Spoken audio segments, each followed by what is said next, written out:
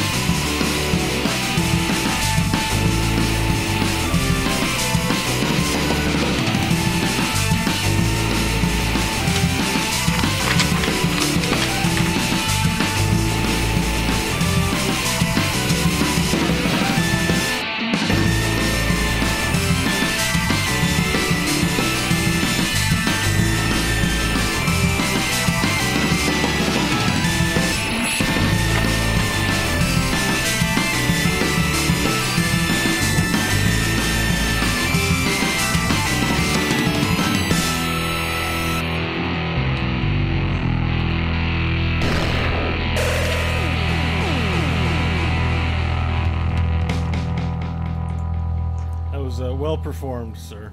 I should be a performance artist. You could be doing performances too. I have no idea because I can't see you. It's usually when you do that, I'm like posting that we're live on. I do the tweets now. We've got it all down to a science. Sweet. We're getting good. Yuck. Except I didn't finish in time. I'm still doing the Facebook thing. Oh, Beau. Okay, that's all right. I'll plug our other podcast, Good, Bad, or Bullshit. That's a good podcast. It's not on Twitch though, because it's not gaming related. All right. It's on YouTube. Yeah, we put it on YouTube because we don't really talk too much about the video games on that show. And YouTube is like Twitch wannabe, I think. Yeah, YouTube is a total wannabe. They're so late to the online video market. Although, yeah, they are a gaming wannabe. They did fail in that front. Have they failed? Well, Twitch exists. They had so many years to get out in front of Twitch. They got that YouTube being that game. They were YouTube. But, yeah. I really like our theme music. Thanks, man. I like it too. All right. Yeah. Is that narcissistic to like your theme music? Hell no. It just means I have good taste. Yeah, it means that we're doing a service to our fans by, only giving them quality product. If we like it, definitely someone else out there might like it, and I think that's a good policy to have. We just need fans. Well, we've got that cup or pancake lady in their chat room. I don't know if she's here today, but she likes us so much she wanted to be our mod. So yeah, I think you're extrapolating a lot from her modding desire. Oh, I don't mean to be mean. Maybe she really is a big fan of ours. So it's possible. Let's how about that like dumb shit 69 that was in here last week calling me fat or something? Let's pick on him. He's the one dumb shit. Give us positive reinforcement, fans. So dumb shit 69. Yeah. It's funny because that's like a lot of Twitch usernames where it's like, I'm clever. Last week, in last week's episode, you read this quote about this guy who was on the Twitch chat who you said said that you looked like a guy from Breaking Bad. Yeah. And but it was really funny because his name was like Long Dong 69 or something that. And I feel like we didn't get enough mileage out of that. Like you just talked like that's his name, Long Dong 69. Well, it's par for the course here on Twitch. You stick around and then we're gonna see some pretty. I think it was Big Dick 69 or something. Anyway, I think it was Dong, Long Dong, Long. I don't know, whatever. Long Dong, if you can hear us, thanks. Okay. You ready to start? Yeah, I'm just gonna open up the folder with the sound effects in it. Woo! And yeah, ready to click, click, clicky. So you've got the you liked our tagline for the week? Yeah, it was good. All right. So you're the intro man. You do the introductions. Right. I did read your question mark article, so we can't talk about it. We can? Yeah. Or can't? We can. Okay. Yeah. Like, well, I mean, Well, I'm saying talk I can talk about it if you want to, like, do a bit of preamble about it because I've read it. So. You know, whatever. I know we wing it. I'd like to hype it, but at Yeah. the same time, like we talked about it last dialogue tree. So, okay. All right. I'm just procrastinating. Whenever you're ready, you tell me that's ready. I'm ready. Tick, tick, tick, motherfucker.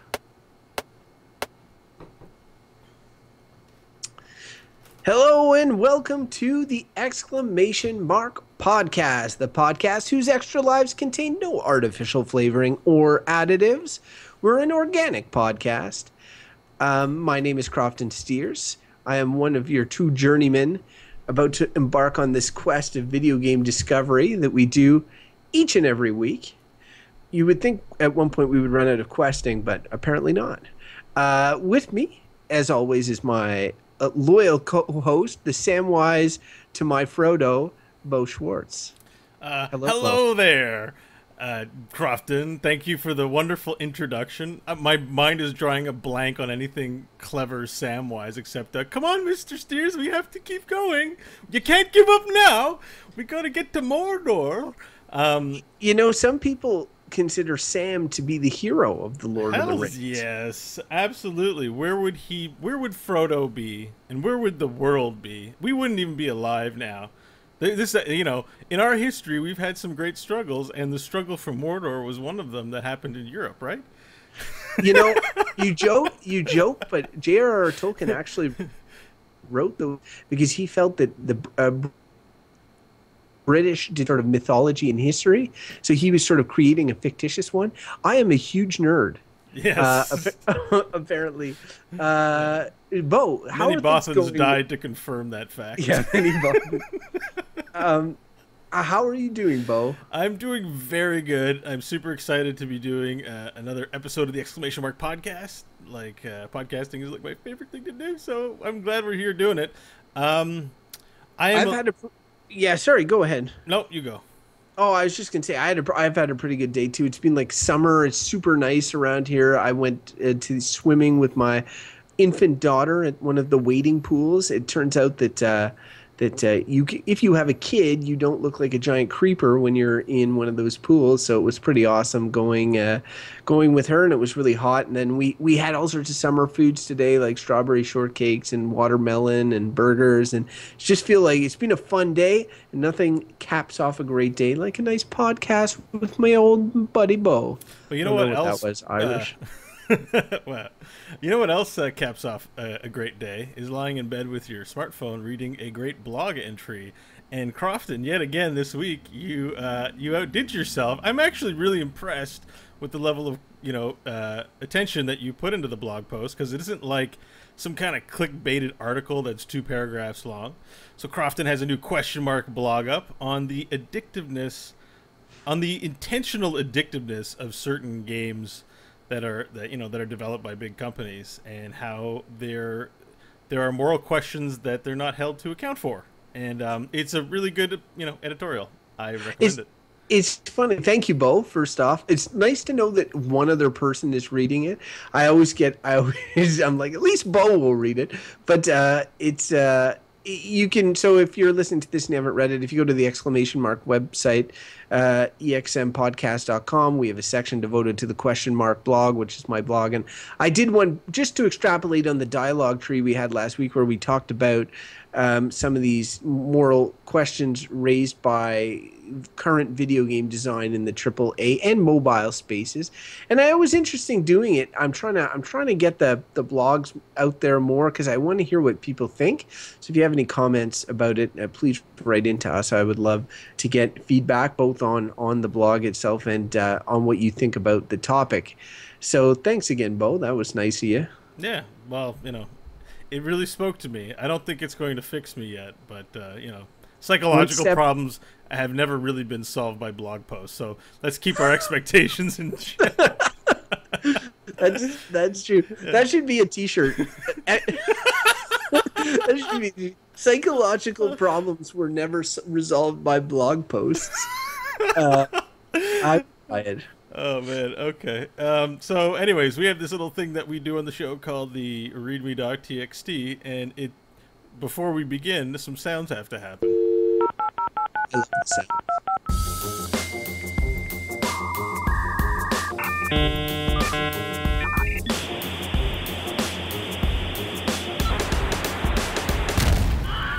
readme.txt. So, kicking off the readme.txt, we have some sad news for all you Nintendo fans and for this gentleman's family. Well, I'm sure they know by now, but I gotta stop laughing. That's horrible. It's not funny. Satoru Iwata of Nintendo passes away at 55, which is much too young, and he was a beloved, I think, representative of the Nintendo brand in recent years. I've seen articles online equivocate him to like the Steve Jobs type character or person that affected a lot of people and that a lot of people have admired from Nintendo. I don't know too much about this guy, to be honest. You'll have to fill me in a little bit, Crofton. Well, part of the reason you might not know him so much is he's been an executive only in the post GameCube years of Nintendo. So he was the one that ushered in a lot of the craziness that Nintendo is known for. Now, I would say the bold and innovativeness, the Wii's and the DS's and the touchscreens, the mobile nunchuck controller. That's pretty innovative. Motion controls, all that sort of stuff. He was a creator though, and he was a programmer along with Shigeru Miyamoto. He's one of the first. He was the first person. Nintendo was founded by a Japanese family whose name escapes me now, and it was always the head of Nintendo was always a member of that family, and he was the first person not a member of that family to be the head of Nintendo.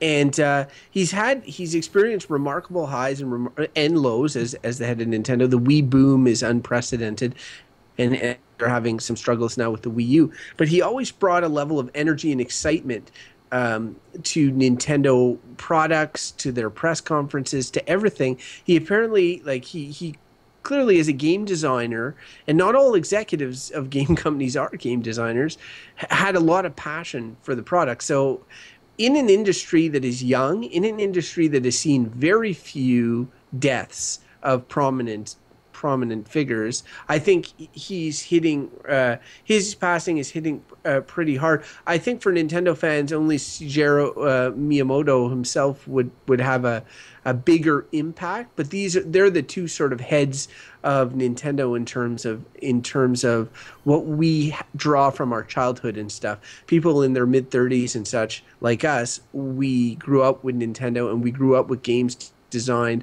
by both Iwata and Miyamoto. So I mean, I'm sad for sure. It really seems sudden. I had no idea he was in bad health. Yeah, well, I guess that's sort of the deal with people in their 50s. You know, you don't really expect them to pass away, and so I think there was some indication that there was some health problems, but I don't know. It does come as a shock. I know everyone found it to be a shock with Steve Jobs as well. So, but we're gonna get to that point in the next decade or so where, you know, people we know from the gaming world, like Gabe Newell comes to mind. You know, Cliff Bleszinski, John Romero, the ID dude, which the name is working at Oculus now. I forget. John his name. Carmack. There you go. There are names that we've known for decades that, you know, their day will come. And, you know, these will be news items. But you're right in pointing out that the video game industry is so young that it's like, I don't know. It happens with rock stars all the time, but rock and roll has been around for a while. But video games certainly have a level of popularity and a community that this will affect, too. And so that's an interesting it's younger, and they're younger executives. They tend to be younger executives. Yeah. Yeah. All right. Well, I don't know if you have anything more to add on that. No. All right. So let's move on to the next item. Batman Arkham Knight Batgirl DLC being developed by the creators of Arkham Origins and not coming to PC until problems are fixed. Yeah, I'm a huge Batman nerd, and I still haven't played Arkham Knight because I'm still playing The Witcher. But I will say that that this is part of sort of. There's two aspects to this that kind of get my goat.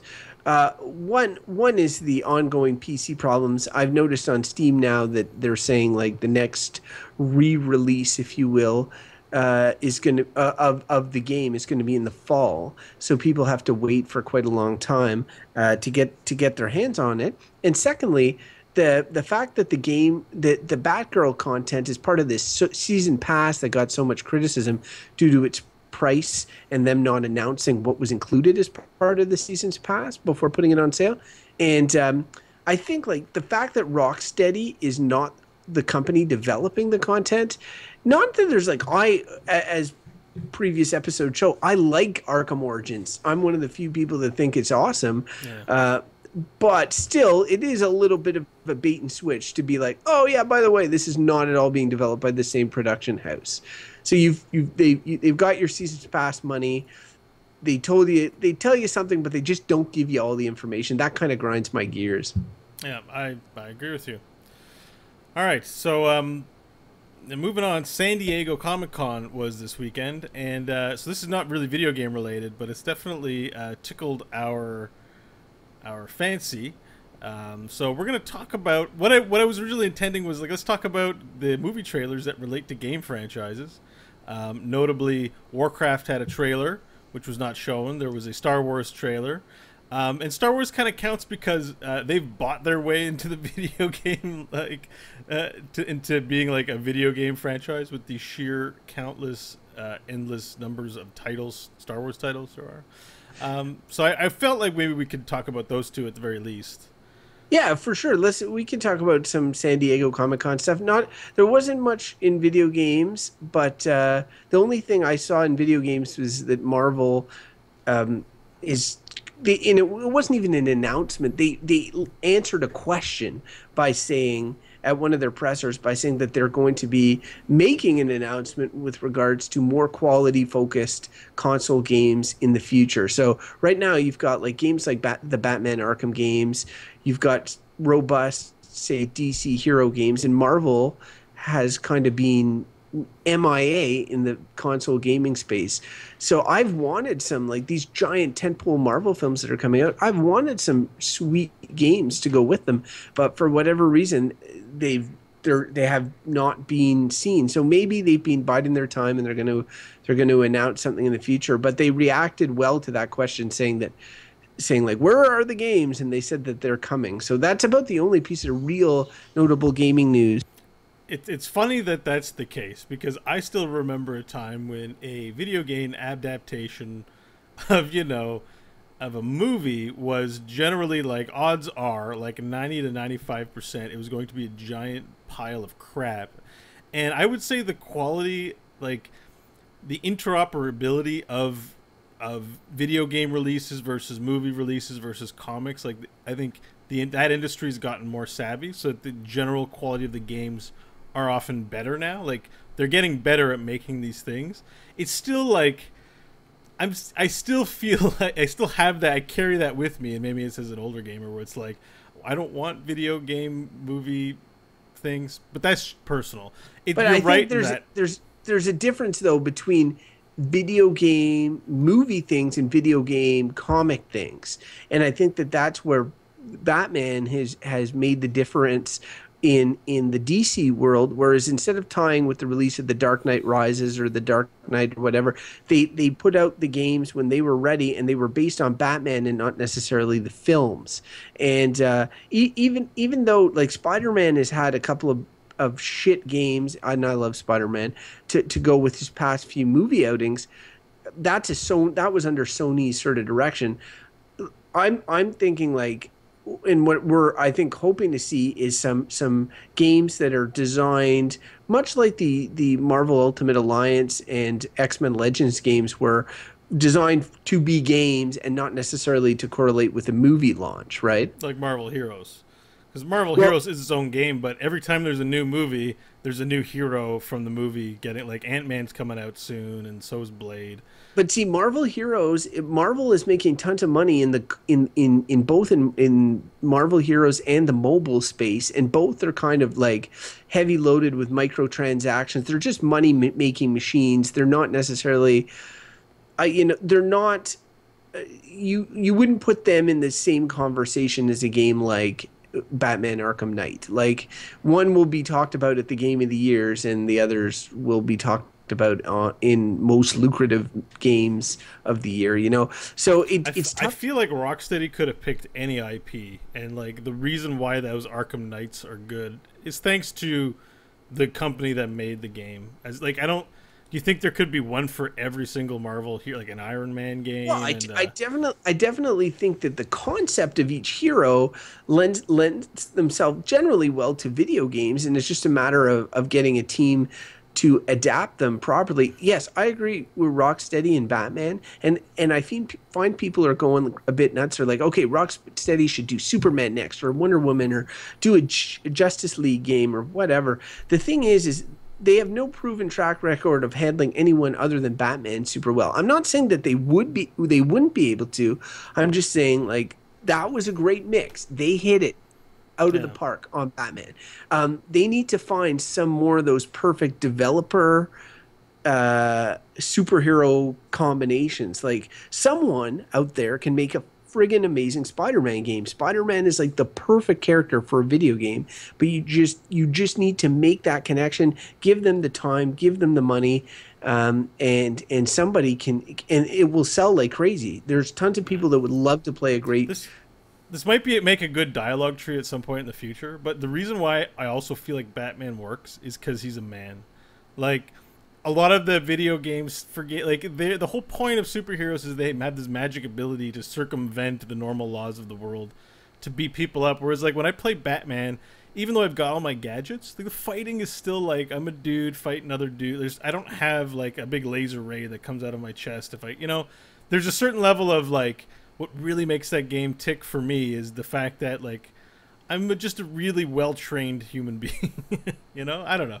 But I don't mean to be skeptical, but yeah. But that's an appeal of you of the character. Like that you like Batman, but Batman, it's hard to make. If you explain a video game designer, yeah, you're going to make a guy about a guy who's video game about a guy who's good at fighting and has a gadget belt. Like I mean, it's much less. There's much less tools in the arsenal than if you say you're going to make a video game about a guy with superpowers and those superpowers allow him to fly, to do this sort of, like there's just more. Batman appeals to you because the character appeals to you.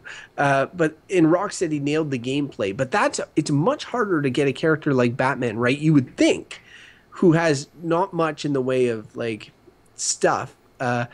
Compared to a guy like Superman, who has very visually appealing powers, but people have found it much more difficult to make a game for Superman, or at least there hasn't been a great hit yet. Prior to Batman Arkham, though, Batman was known for shit games as well. So it's true. It's true. So we just need somebody to hit it out of the park. So good on Marvel for at least, like, if they're going to invest money and time, like they put so much into their movies, put some of it into the games, man. I want to play I want to play an awesome Captain America game. I want to play an awesome Spider-Man game, X-Men game, you name it. So actually, Cap would be a good analog for that. He's a super guy, but he doesn't have. When I think of like Superman, I'm like, how could that game ever be good? I'm supposed to be able to do everything I want to beat everything except for like kryptonite, but Captain America, he's just got a shield. It's kind of a skill shot. I think there'd be Captain America game. Sounds interesting. They actually made a Cap game to tie. It was one of the last movie tie-in games. It tied in with the first Captain America movie, and it uses the Batman Arkham combat. It generally got pretty good reviews, like 7 out of 10. I think it's console exclusive, so you'll never play it. Well then, all right. So we talked about some of the video game stuff. Did you watch the Star Wars highlight reel? Because that's big enough to be worth mentioning. We talked about it Star Wars last week on Good, Bad, or Bullshit, I think to some acclaim. Right after we did that episode, there was like new stuff. And I gotta be honest, some of that new stuff I found it made me giddy. I was very excited by it. What's something that made you excited? So there's a scene with like an animatronic alien and sort of a young, very vicious looking woman sort of sitting comfy together. I think they may even be background characters. I don't know, but just that we were talking about that, like that was done without, there's no CG on that alien. The alien's fully created from scratch and was moving and emoting very subtly, but still I was like, oh, those look cool. Like I thought it was cool, and so mainly like little things like that when they show, the animatronics in particular, I kind of felt, just like, oh yeah, okay, like I'm not going to go into this movie and see a fully animated dude or something like that in this movie. What about the announcement that the next because that's a small thing, just seeing Sure. but like a big announcement is there's going to the next sort of anthology film after Star Wars Rogue One will be a young Han Solo movie. What's your take on that? I It's mixed. So part of the Star Wars deal is I like that the universe is shrouded in mystery. Like Mike was saying on the last episode, explaining things takes the magic out of it. You want some level of mystery so that we can endow our own imagination onto the what came before. That being said, the MCU has done even though I haven't loved every single movie, I'd say overall their movies have been above standard, have been really good and worth watching. And if this is the approach they're taking, I think I'm okay with above standard movies and not necessarily great movies. But you're talking about two different things here. One's Marvel and one's Star Wars. But I think the analog here is that they're both Disney owned now, and so but somebody there is going. Different different people are running each one. They're both owned by the same property. I'll just tell you, as soon as I saw that announcement of the Star Wars Han Solo movie, I was like, this is exactly what I was worried about. And I'm like, any movie that I have to watch that may affect my enjoyment of the movies that I already love, that's why I hold such a grudge against the prequels. But like, this is taking a character, like, if you accept that in your heart and mind this new Han Solo as canon, then when you watch the New Hope and he's introduced in the cantina and all that, then this stuff, it affects how you view that movie.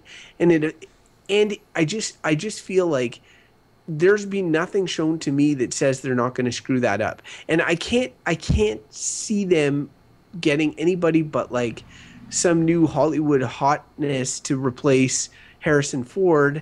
And that's going to be, I mean, Harrison Ford was already pretty young in 1977 during the first Star Wars. And the whole point of that first Star Wars, like, his character arc in that is he's a jaded scoundrel. Like, Han shot first. That's what everybody loves to say, to show, because by him shooting first, it shows that character arc, whereas at the end he saves Luke and all that. So, I mean, it feels, what arc is he going to have in a prequel film? Like, he starts Star Wars Episode 4 as a douchebag.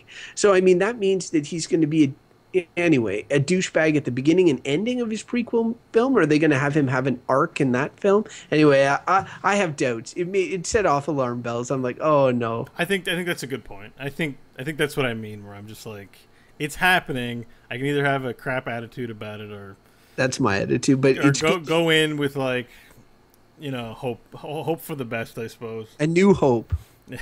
An old hope, which is that, Disney or some other big company won't ruin a beloved franchise. That's an old hope. Yeah. Anyways, did you get my pun? I feel like I'm gonna have to explain it. You might. Yeah. A New Hope. It's the name of Episode 4. Right. Okay. No, I got that. Yeah, that's why I said an old hope. Okay, I'm lost. Anyways, also there was a Warcraft trailer, and I didn't see it because it was closed off because of one of those. It was one of those deals. But on there was an article on I want to say it's The Verge, where one of the guys drew it in a notepad, like in a notebook. And I was like, I would never read that. Good enough. Yeah, so I was like, oh, I can see how this is going to be amazing. I can just imagine. But also, there was a VR trailer actually released. This was publicly released by Legendary Pictures. it's very brief, and it's not intended for your Oculus. It's intended for the Google Cardboard that you put on your phone.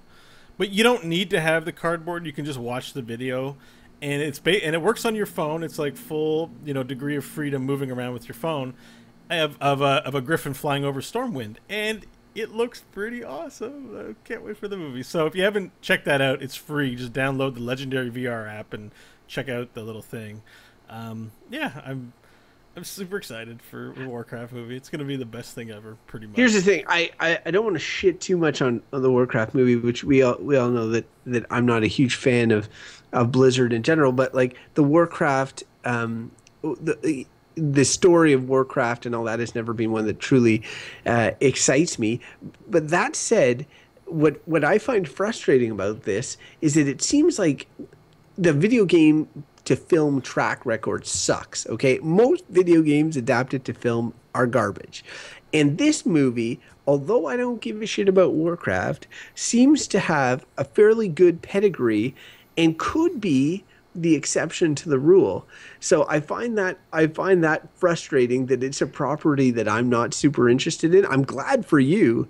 But it is frustrating for me. Even if you're not a big fan of Blizzard games, you've been a respecter of the Blizzard cinematic, right? Like they're generally cool. So I've heard reports that this is as close to getting a cinematic and full movie version is with real life actors, but there's a real big blend of CG and real life actors that has never really been seen before. Like this sort of, I don't know, there's something new to the way this is done, but it could be total crap. I don't know, but that's got me hyped because Blizzard cinema. Even if you never play Blizzard game, the cinematics are all right. Like they're usually pushing technological boundaries and doing something really cool. So except for Overwatch, although I'm sure it pushed it in some ways. That came across as like a Pixar movie, really, but. So the last thing we should discuss on San Diego Comic-Con is, and again, not video game related, whereas Marvel's kicking DC's kicking Marvel's ass in video games, Marvel is kicking DC's ass in movies, and DC's trying to build a cinematic universe of its own. And to that effect, it's got, starting with Man of Steel, it started this new ongoing cinematic universe. And they had 2 films with trailers. One was Batman versus Superman: Dawn of Justice, or Batman v Superman. My bad, they changed that name. And the other is Suicide Squad. Beau, your thoughts? So the Batman versus Superman trailer was way better than expected for me. I along with everyone else is like, oh, Ben Affleck's gonna be Batman. And, they saw the teaser, and I was like, what the hell is up with that Batman get-up? But in this new trailer, you see that Batman has 2 suits, so there's some sort of progression that takes him to the new Robo suit, which a lot of people are kind of down on Zack Snyder all the time. You always see that, Zack Snyder, his movies are so whatever. But I've always enjoyed his movies, even if I didn't love them. Including Man of Steel, I enjoyed, So the very fact that this is exactly what I was talking about in the video game realm, where like Batman makes an interesting video game for me because he's a dude, where Superman can just do whatever. I feel like this is like, I guess Lex Luthor's also falls in this camp, but it's like the ultimate mashup of unkillable godlike being versus regular men who have a concern that such a being can exist in the first place. I'm really hyped about what I've seen in the movie. The only thing I'm not super hyped about is Wonder Woman. I'm just not interested in that character, but I know a lot of people like her. But it looks badass. The trailer looks... The red capes are coming. The red capes are coming. I don't know. Okay, I'm going to go against the grain on this. I've been cranky this whole episode, and I don't want to go on too long about this because I want to get back to games, but I am really not impressed by either. The one thing I will say is I'm impressed a bit by Ben Affleck, who I think even I was kind of like, oh, Ben Affleck's Batman. From the clip, he looked good. He looked good both as Batman and Bruce Wayne. So I was happy about that. Everything else I don't like the looks of, and I don't like the tone. I think DC is too self-serious. I had this issue with Man of Steel. It looks to continue here. Superman, somebody forgot to tell him how to smile. Maybe it's because I was brought up on the Christopher Reeve type Superman. It just looks too grim. The colors are too muted. It looks, it draws from Batman: The Dark Knight Returns, which I love. But that was an Elseworlds tale of an older Batman and a Superman that works for the government, and like to bring all that into the mainstream continuity. I don't know. It looks kind of like a depressing superhero movie, and it looks like they're biting off both this and Suicide Squad. It looks like they're biting off too much too soon. Instead of introducing these characters in their own films or whatever, they're just like they're doing the opposite of Marvel. They're like, okay, let's throw them all into one or two movies, and then we'll try and spin them off from there. See, the Suicide Squad, that, and I would say that about Suicide Squad, where I'm like, oh, this is like the Expendables for superheroes. Right. It's just like the Expendables are notorious for being shit movies that get their sales only because they have big name, a cavalcade of big name draws. Like, and so, okay, I'm like, oh yeah, Will Smith is in this movie? Like, that's like, he's a big, you have to pay him a lot, I'm pretty sure, to be in your movie.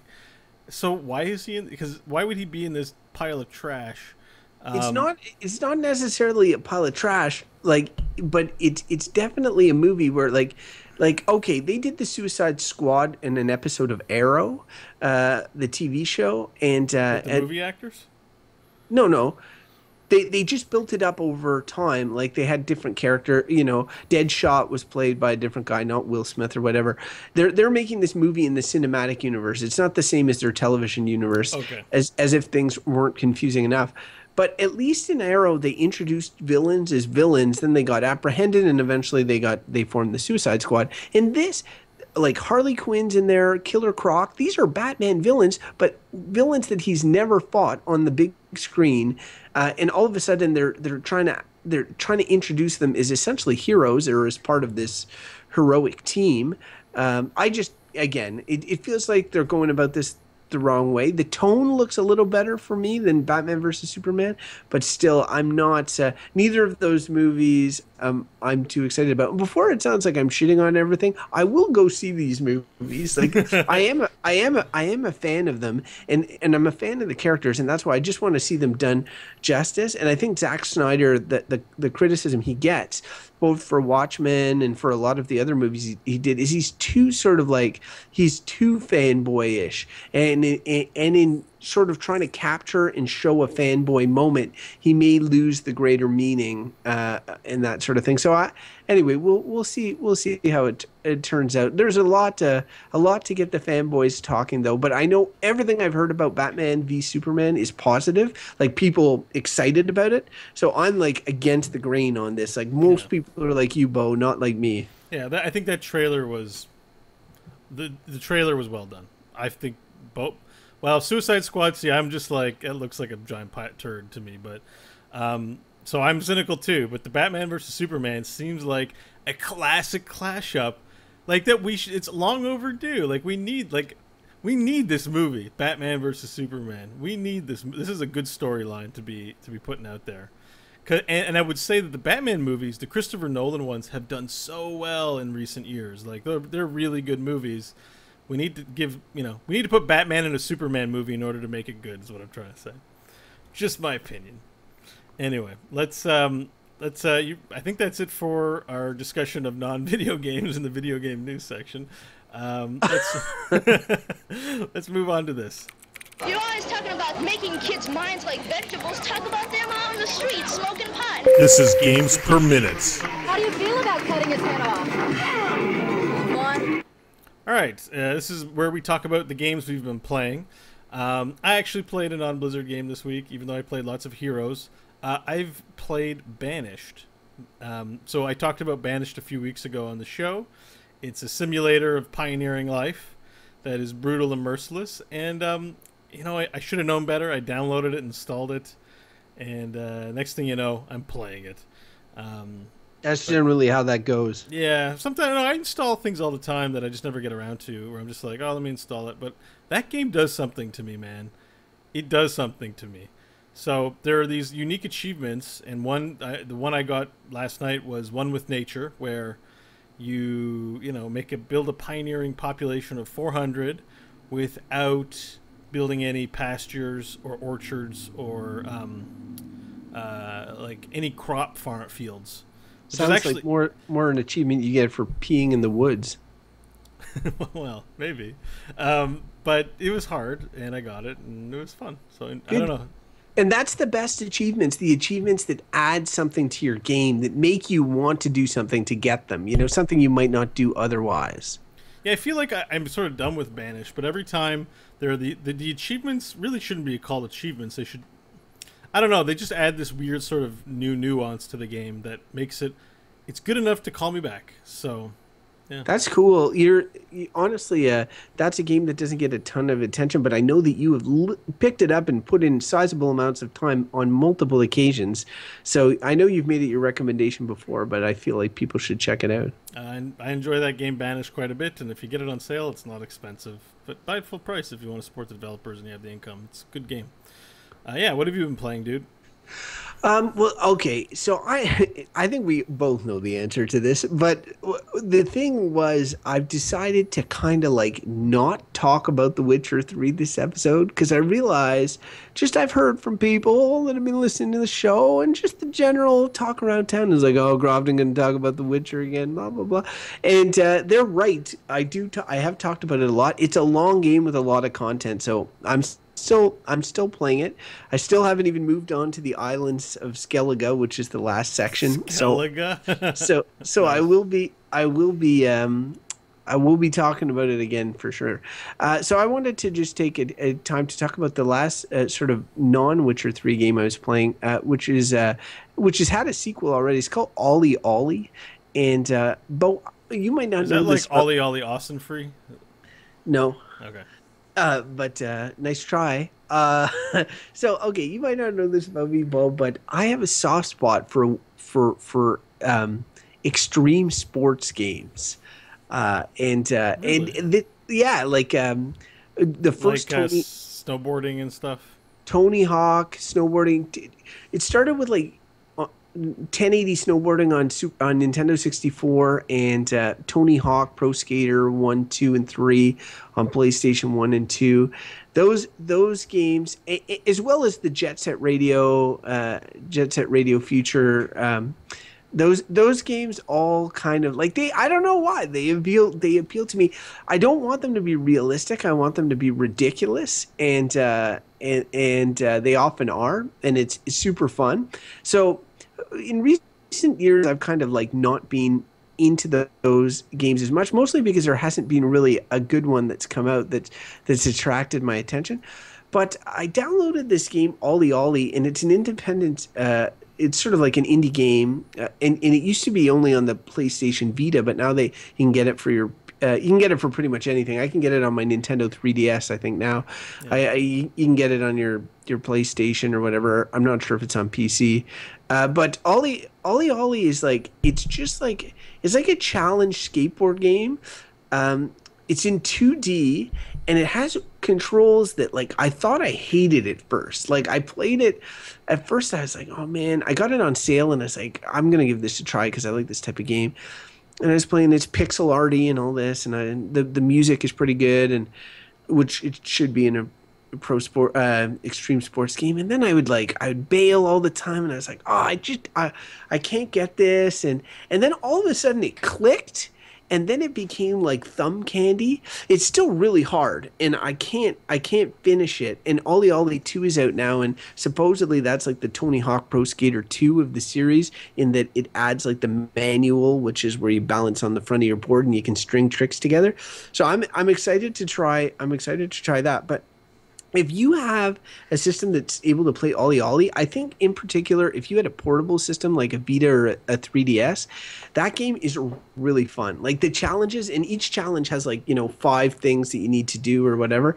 And it's great. You can pick it up for 5 minutes. You can pick it up. Sometimes I pick it up. I'm like, I'm just going to do a couple of runs of Ollie Ollie. And then it's like half an hour's gone by. It doesn't sound a lot, but like when each run is like 30 seconds, it's long enough. So yeah, anyway, that's been I've been playing that. It provides a good counterbalance, if you will, to the hardcoreness of The Witcher 3.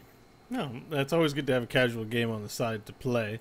I'm surprised that you're as into the extreme sports games as you are. Actually, I know it's weird. It's like, and did it you goes say to they show were you- bad on our episode of Good, Bad, or Bullshit that we did? No, I said extreme sports were bad. Yeah, but extreme no, sports games something I else. probably said they were bullshit. I feel like you came down on the negative side of it. I probably said they were bullshit, but I definitely feel that extreme sports video games though are like, they take the idea of an extreme sport and generally go ridiculous with it. Like the idea being, because if you ever watch somebody try to do tricks in skateboarding, it is brutally painful. It is like, okay, guy tries to ollie.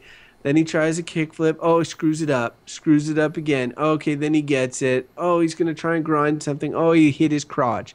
Like it's generally always the same shit. But in Tony Hawk, it's just like you get everything. You land every trick. And then you pull these super grind backflips to grind, blah, blah, blah. Like it's with like fire shooting out your skateboard. Like, I mean, it gets ridiculous. And that's what I like. I like It's over the top and video gamey. Yeah, I like the video. Is it free to play, or how much is Ollie it? Ollie? Yeah.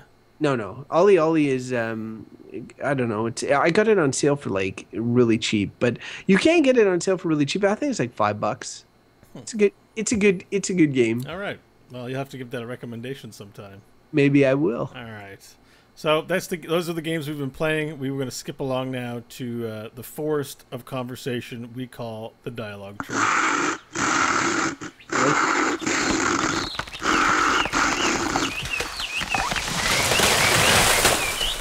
Now there's one fine dialogue tree.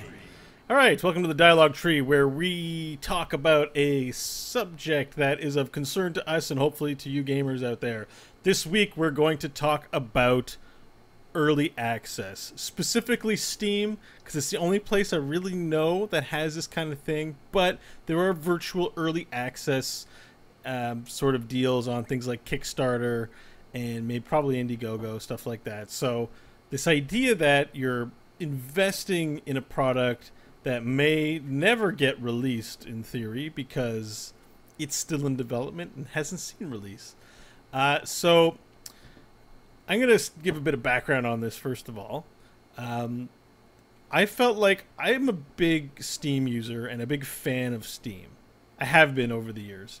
And one of the first things to really eat at my goodwill with Steam was the day that early access became prevalent. There was a bunch of games I was interested in and clicked on them and watched trailers and wanted to buy. And then I saw this early access thing on it and said, so I'm not getting the whole game. I'm going to spoil my experience to get the game early. And there's no commitment on when it comes out.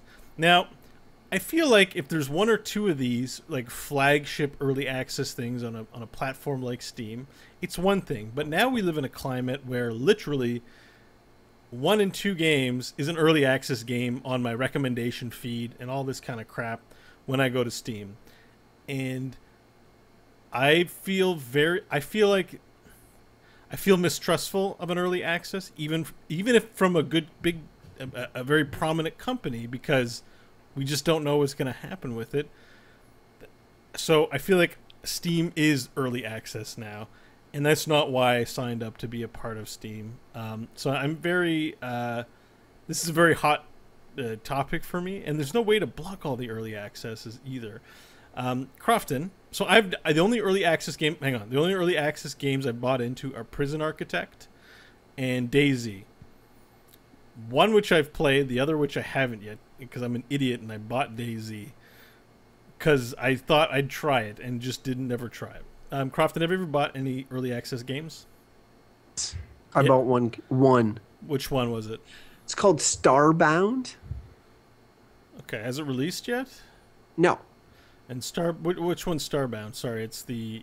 It's like Terraria, It's Minecraft type, except in space. The side-scrolling, you know, recipe Pixel, builder, yeah. open world thing, which looks really fantastic.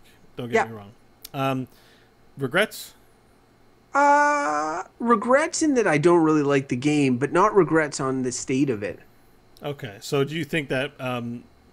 so let's start the conversation here. What do you think are the minimum qualifications for bringing a game to early access? I have a better question. Why don't you ask me what I think about early access? All right, what do you think about early access? Early access is hot garbage. I hate it.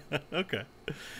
So to respond to your opening sort of comments on it, I think early access is really a sort of dangerous direction for the video game industry to go in. Things have been happening before with regards to games in development. Like there's been in the console space, there's been stuff like you could buy a game and get beta access to another game, right? Like, hey, buy Crackdown and you'll get Halo 3 beta access, you know? That's already a little like it's being used as a sales incentive. You're not necessarily paying for beta access, but you're paying for something to get it. So it's already getting nebulous. But early access, it gets rid of that altogether. It sort of says, you give us money and you can play not even our beta version, our alpha version of a game. Like often games in sorry states, and they'll say, oh, it's alpha, you can't expect anything, it's alpha, but give us money. And they sort of defend themselves by saying, when the game is finished, you will get a full copy, and it'll be more expensive when it comes out than the version that you're buying in early access. So in a way, you're getting a good deal. That's hot garbage bullshit. First off, almost all those games do not come out. Like I can think of games that have been in early access forever and are just raking in the cash.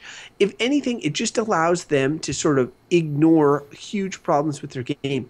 If Batman Arkham Knight had come out in early access on PC, everybody would be talking about how well polished it is for an early access game, right?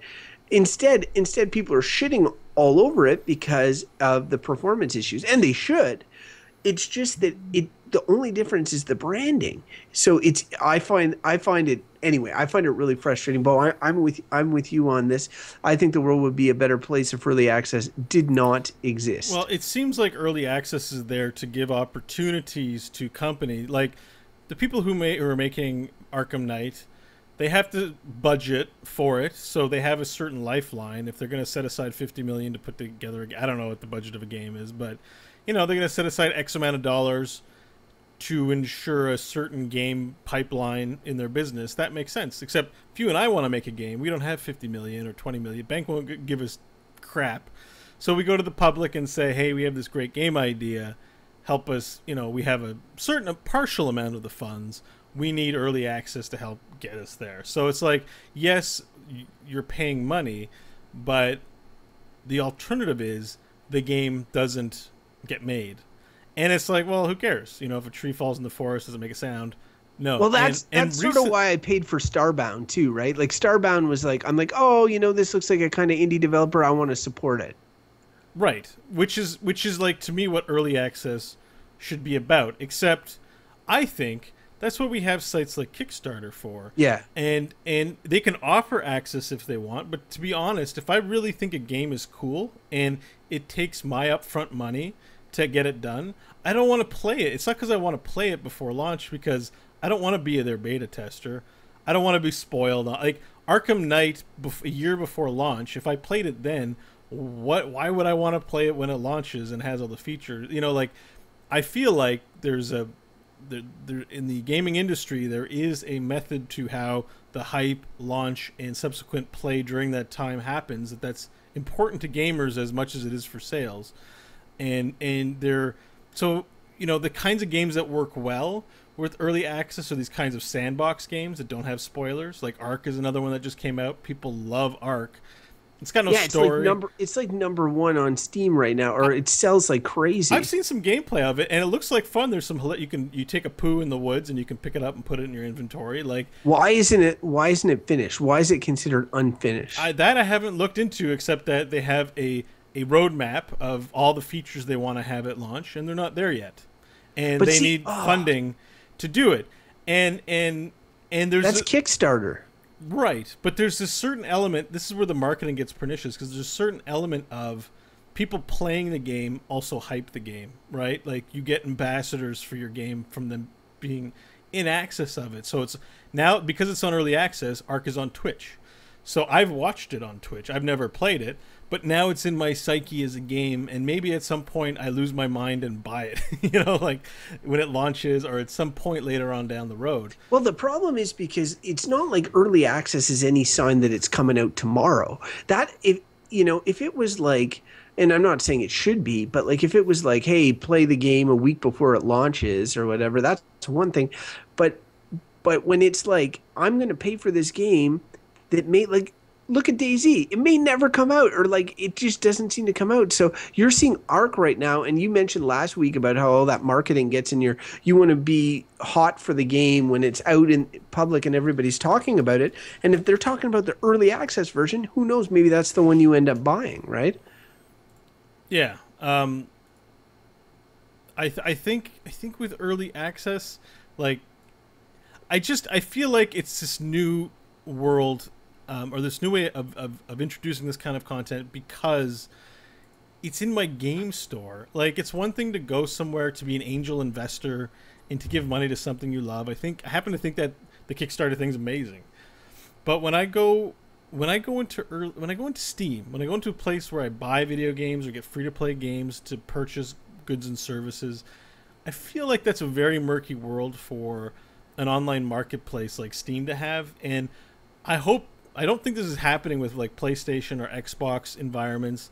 And I certainly hope, like, but they talked about, what is it they talked about at E3? They talked about something like that. It was like PlayStation something. Anyway, they're doing it on console because they're making money hand over fist. Yeah, well, they're like, we're not. That's the thing, is gamers are not disincentivizing this kind of behavior right now. They're buying into it in droves because the games are fun, because there are good products out there. I mean, I don't think these things are bad. I just don't like them. I think they require a certain environment. Like for example, if anyone from Steam is listening, put an early access button up top and shovel all that crap into early access so that I never have to look at it. And that might seem like a, I don't know, kind of complainy kind of thing. Like, you can just scroll past it. It's just, I don't want that to be a part of my gaming experience, period. I want there to know there's a place where you can go and invest in games. And I don't want that in my, like, I don't care for it. I won't help early access games. The two that I did help, I regret. DayZ, I don't play, and I just got sucked into the hype and bought it and thought I'd try it, and it didn't even try it once. And honestly, Prison Architect, I like the idea, but I didn't like the game. And at the time I bought it, I couldn't get a refund. Now I might have been able to get a refund for the 10 minutes I play it. But, you know... All right. I'm going to jump in and say a couple of things here. Like, yeah. I'm looking at the top 10 Steam list of top sold games. Right now, 2 of those games, Ark Survival Evolved and H1Z1, are early access games. 2 of your top 10 best-selling games. And that to me is ridiculous. And I have never met anybody that talks about how they love these games, these early access games, but yet I know a lot of people like me that think they're hot garbage, but even me, somebody who just bitched about them, has bought one. Now, I will never buy another one again. It's not, I bought it at the time where I didn't really even know what early access was, and I was just kind of getting used to it. I will definitely, like, I'm categorically, ideologically against this, and I have a lot of restraint when it comes to making purchases. So I really, as soon as I see early access, I'm not going to buy it. However, what's frustrating for a person like me is no matter how much I do that, Ark Survival Evolved is still number 2 on Steam. And I find that really frustrating, because it means that other people are just being like, who gives a shit? I can play this game early. and there's dinosaurs in it. It sort of like dilutes the whole quality approach to gaming. And so anyway, I find it frustrating. I know Steam has said, due to a series of mishaps, that they're going to be putting some sort of restrictions or controls on it. But I just don't even get whose idea it was to begin with and why they came up with that idea. We know who the progenitor of all this was. It's Minecraft. Minecraft, like, I bought Minecraft years and years ago when it was version 0.2. It wasn't on Steam. Wasn't it a donate to donate? No, you buy the game, but you get all future updates free. And it wasn't until years later that Badoom version 1 finally came out. Now, they didn't make a big deal. The thing is that it was all indie done. You go to Minecraft.com or whatever and you pay through PayPal. Like, it was all very not super corporate, or, you know, it's all very indie. But that model is effectively what's there. And you see that those top games like Ark and all those, Rust is another one, I think the Island, they look cool. They have that sandbox feel. They're all doing the early access thing. You know, like, there's clearly like, oh, hey, that guy did really well. Let's try this business model. And I think it's working. Like, that's the sad part. And they do have an early access section in Steam, but I find it's I'm constantly getting advertised for early access games, and I'm done with it.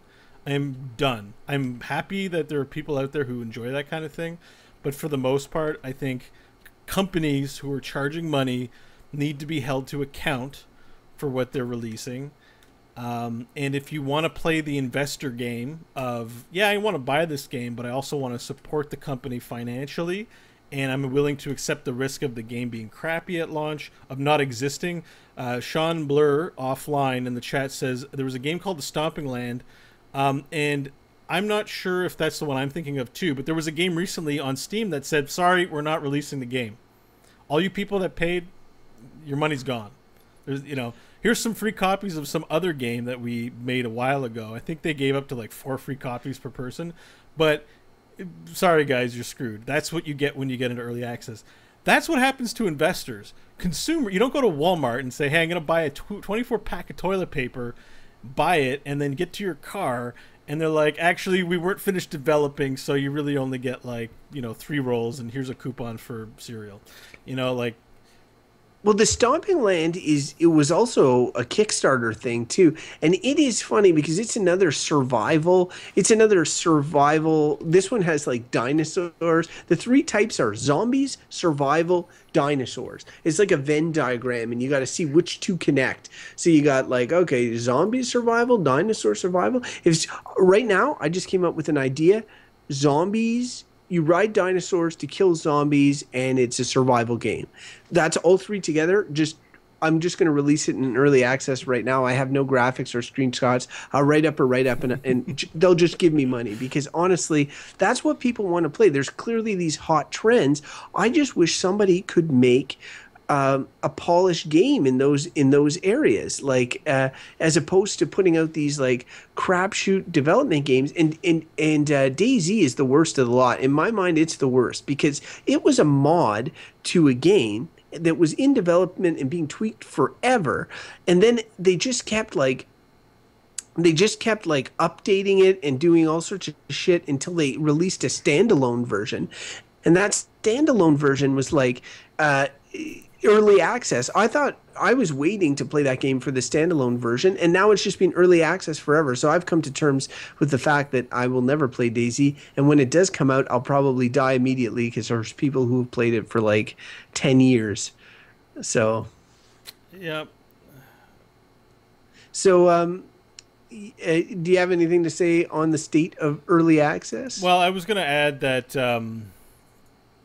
you know, I think that early access needs to be, you know, if Steam is going to be a vendor that people trust, and you know, they're making strides to have returns on, the early access thing needs to be put somewhere else or put under some special rules or something like that, because they are being advertised as regular games, and to have a game pull out is bad. And you know, the other issue is that like in the DayZ example, yeah, they you know, it seems like they were on that PC Gamer panel, and they were like, we're going into beta now.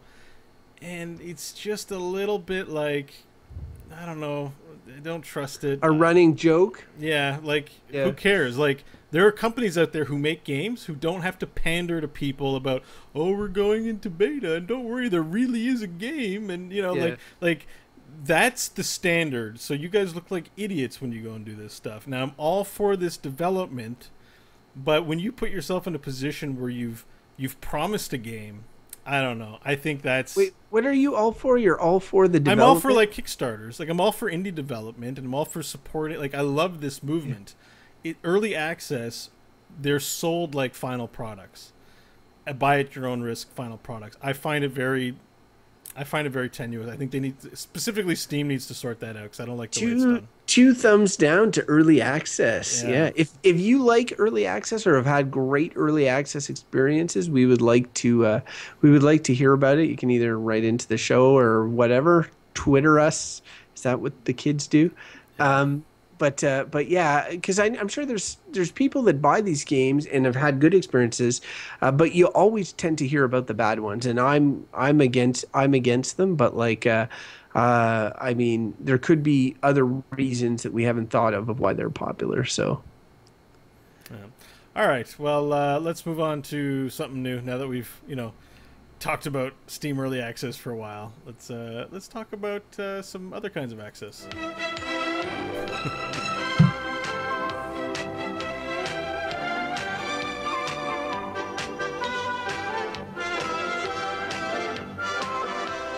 Inventory management is a challenging and inexact science. All right, this is inventory management, where we make recommendations on whether a given game or release is something you should spend your cash on or vendor trash.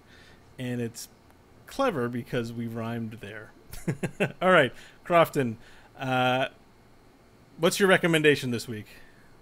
my recommendation is, and I'm going deep this week. This is a deep cut here.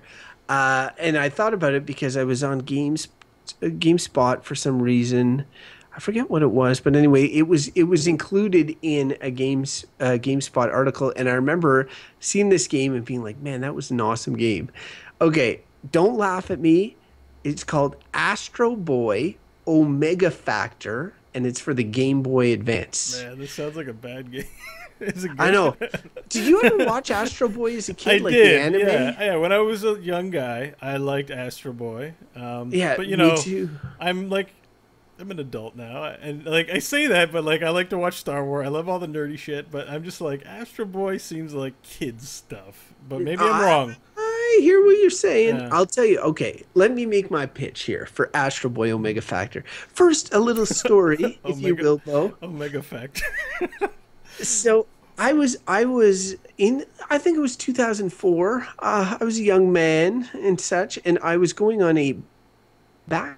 I only had a Game Boy Advance. And so I literally played everything that came out for Game Boy Advance at that time period. I was just desperate for Game Boy Advance games. And because I was traveling all over and all this, I had no access to anything else. The DS came out shortly after, and I would have loved to have one of them, but I had the Game Boy Advance. Anyway, one of the games that I had zero expectations for at the time was this Astro Boy Omega Factor game. Now, it is now listed in the Guinness Book of Records, or maybe not the Guinness. It's one of these, there's a book, 101 games you should play before you die, and it's listed as one of them. It is considered one of the great games of the Game Boy Advance. You'd probably be hard-pressed to find it, and I'd really like it if Nintendo made it easier to access these games. Especially, I'd love to play it on my new 3DS. But the concept of it is it's made by Treasure, which is a company known for these sort of shooters and Gunstar Heroes and all this sort of stuff. So they have a pretty good pedigree of quality games. And you play through it, and it's when you finish the game, it starts getting crazy, because then you can sort of go back in time and replay different bits and unlock secrets. I'm not doing it the best justice here, but it's great in all the best ways imaginable, and it's not a game that you'd have any expectations for. I'm an adult like Astro Boy, but I start playing it, and the shooting and and the fighting and the level design and everything. It is an amazing game. If you have a Game Boy Advance lying around, or you have the ability to download a ROM, you should play this game. It is a sweet game, and that's why it is my deep cut recommendation of the week. Deep cut. I don't get the deep cut reference. Why is it a deep cut? Hang on.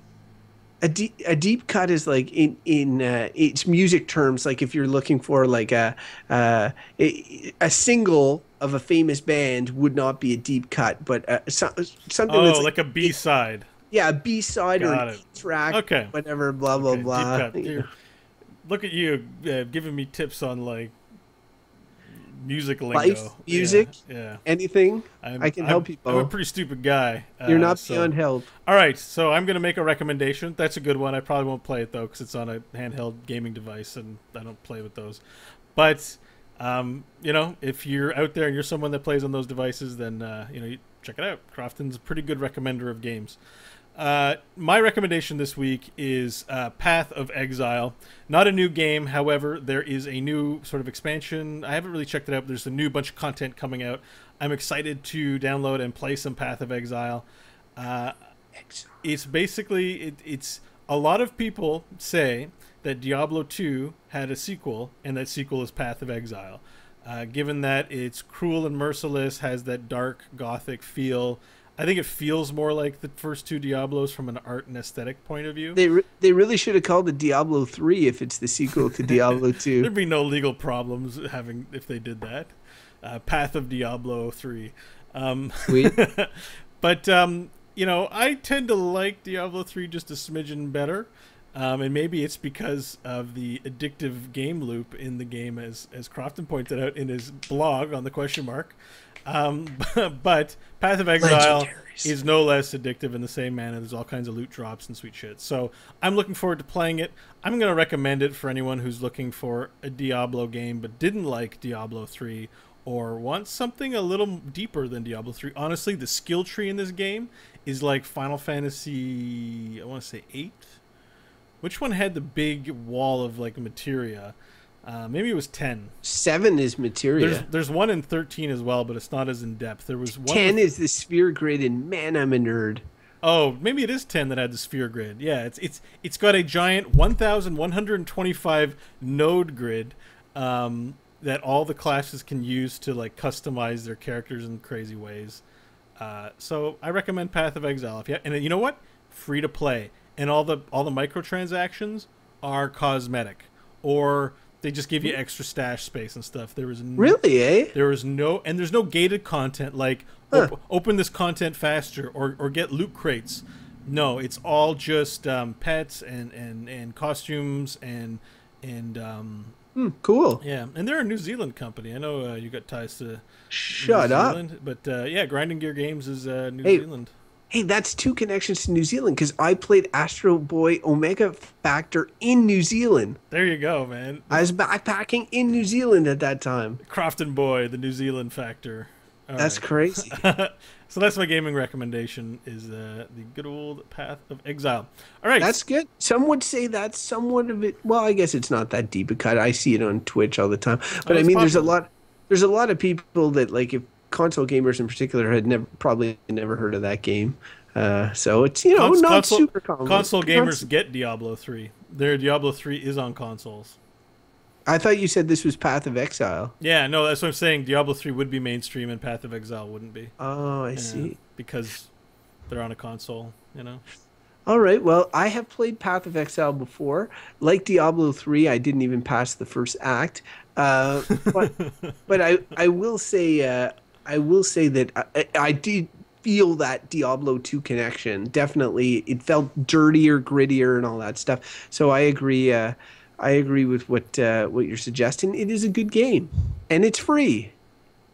And you don't need a Game Boy Advance to play it. And it's not an early access. Oh, you might win this one, Beau. Play it now. All right, so that's my recommendation. Now we can give our fine listeners, like Sean Blur offline says, how do you guys have not more followers or viewers? So why don't we tell them, you know, where they can follow us and view us and all that stuff, Crofton? Oh, that's a good idea. So, Beau, there is one spot that they can go, and that's exmpodcast.com, and that's our website. On there, you got all the episodes at the exclamation mark. You also have my blog, the question mark. So there's some read stuff when you can't do the listen, you know. It's pretty sweet. You can follow us on Twitter at EXM Podcast. We'll tell you when we're going live on Twitch. We'll also have updates throughout the week. You know, sometimes witty, sometimes smart, worth listening to. Facebook.com/EXM Podcast. We would love likes on Facebook. Everybody loves likes on Facebook. We use them to validate our existence. Validate us. Validate us, please. exmpodcast@gmail.com. Sometimes old-fashioned email is the best way to reach us, especially if you want to write in with a topic to discuss on the dialogue tree, or you just have some sort of comments you want to share. Feel free to do that. And obviously, twitch.tv/EXM podcast. We record Monday nights, like tonight. And we generally tweet out when we're going to go live, but please subscribe to us on Twitch as well. You'll get a little notification there. And finally, if you enjoyed Beau and my banter on the show, we also have a second show with a friend of ours called Good, Bad, or Bullshit. And you can find out more about that show on goodbadbull.com.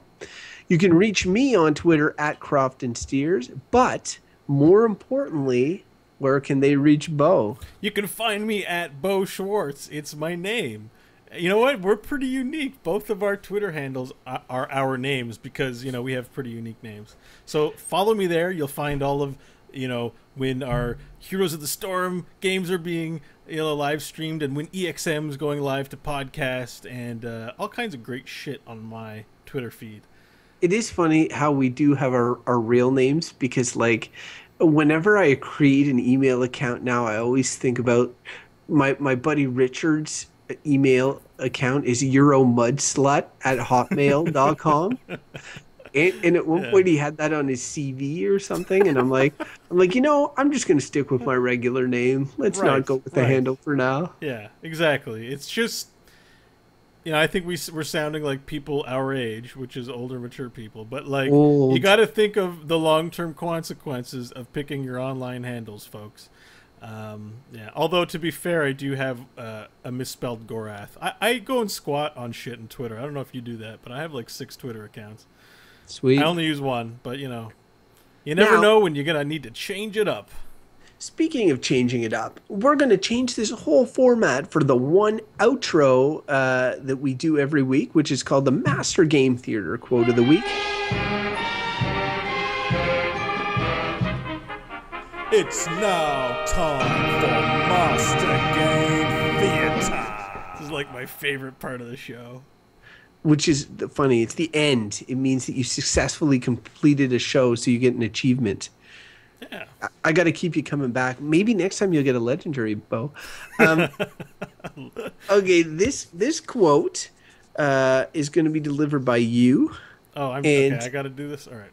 Yes. It's from Colonel Roy Campbell, who is your handler in the Metal Gear Solid games. So whenever your character Snake passes on due to your own incompetence, Colonel Roy Campbell, well, he's got to check in with you and let you know how things are going. So without further ado, Beau is going to take his acting skills with a Z to school and deliver this priceless quote from Colonel Roy Campbell. Snake! Snake! Snake!